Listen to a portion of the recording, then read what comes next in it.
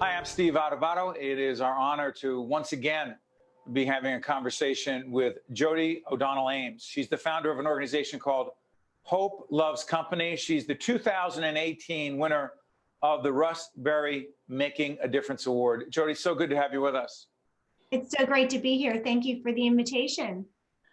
Jodi, describe the organization Hope Loves Company.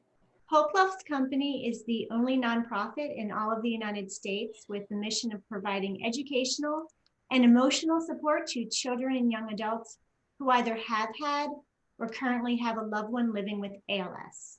Very unique. Your connection to ALS, very personal, very real. Share that with our audience. Yes, in 1995, when I was 29 years old, and my husband, Kevin, was 30. He was diagnosed with ALS at the University of Pennsylvania. And of course, we had a 2.5-year-old at the time. And of course, our lives were changed thereafter. So many people, and I remember meeting you at the Making a Difference Awards, and we talked about it then, we'll talk about it now. So many people who experience such a difficult, way more than difficult situation, painful situation. So many don't choose to give back, don't choose to go deeper into it. You chose to go deeper into the ALS community and the people that are dealing with it, the family members and others. Why? You know, we were very fortunate to have a tribe of people committed to helping us. And how do I go through that experience for 6 years, caring for someone who cannot speak, who cannot walk, who cannot eat, without making that impact that I need to take that experience and pay it forward. Using that experience to share my knowledge with others and also to give back to the community that gave to us. So I just didn't see it any other way. Jodi, do us a favor. I always assume, and I should not, that people know what ALS really is and the impact ALS has on one's body. ALS affects 30,000 Americans. Every 90 minutes, someone is diagnosed. Every 90 minutes, someone passes away from the disease. It affects people of all races, cultures, ages, and it's a terminal illness. Most people pass away after between 2 to 5 years after diagnosis. Yeah. And it literally takes away your ability to walk, talk, eat, and breathe. It's a horrific, horrible disease. It's in fact what Lou Gehrig's suffered from, otherwise known as Lou Gehrig's disease. That's what ALS is. Now, Warren Ames, yes, matters in this story. Bring it full circle. He does. So my husband, my current husband, Warren Ames, we met through a book called What Did You Learn Today? I was working at the ALS Hope Foundation in Philadelphia with children who had grandparents living with ALS. And we met through that book. He also lost his wife to ALS, Tina Singer Ames. She was 40 years old and they had 2 children together, Nora and Adam. The news is, as you well know, Steve, thank you for asking, that we married, we became a family, and that changed everything regarding the impact and the realization that children, caregivers needed support in this ALS journey as well. You know, Jodi, we're a not-for-profit production company. You're a not-for-profit. The Russ Berrie Making a Difference Awards very often acknowledges nonprofits making a difference.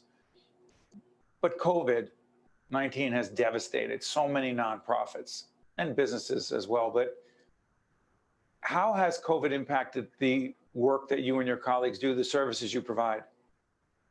Well, we are a small team. We have an executive director, Kara Haggerty, and our program director, Nicole Rosano. We are a small team, and we realize that since we are unique in what we do, there's no way we can give up because of COVID.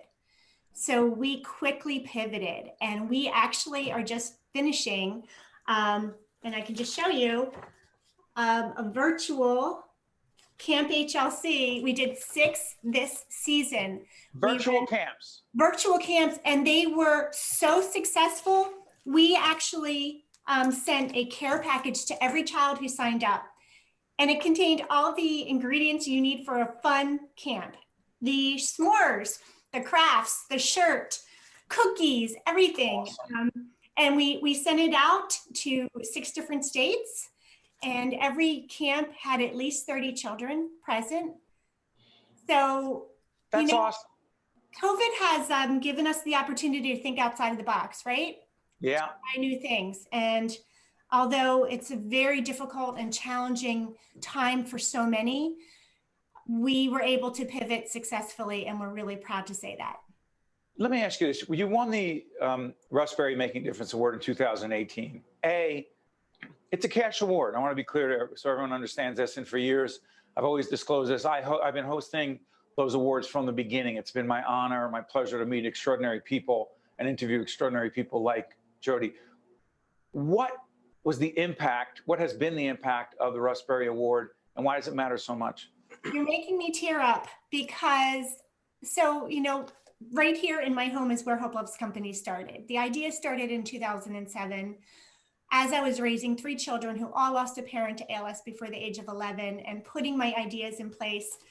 And I know Russ Berrie, passed away in 2012, and his mission is just to recognize people doing good things, unsung heroes, and to really give a shout out. And I must admit, although I don't need recognition to get that award at that time, 6 years in, and really thinking, is this going to work? Can we actually continue to sustain what we've created? It was such a nice pick-me-up, and an honor, truly an honor, and I'm so grateful.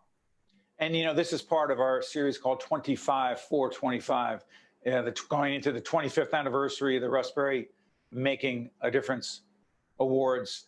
Jodi's one of the 25 people. There's so many more that we just don't have time to interview. That series, 25 for 25, being together with your colleagues virtually, I know that when you met your colleagues, I remember that year, it was a big deal, and it meant a lot just being around other people who make such a big difference. A few seconds left. Go ahead. It is. We have a choice. We have, all the people you're honoring have faced some really difficult, challenging times Absolutely. in their lives. And they chose to step up, and to be around people like that is inspiring. It's invigorating, and keep up the good work. No, you keep up the good work, because that's what you've been doing for a long time. And Jodi, I said it then, I'll say it again. It is absolutely an honor to have you with us. Next time we see each other or I interview you, I hope and pray that it's in person. All the best, Jodi. Same to you. Take care. I'm Steve Adubato. We'll be right back.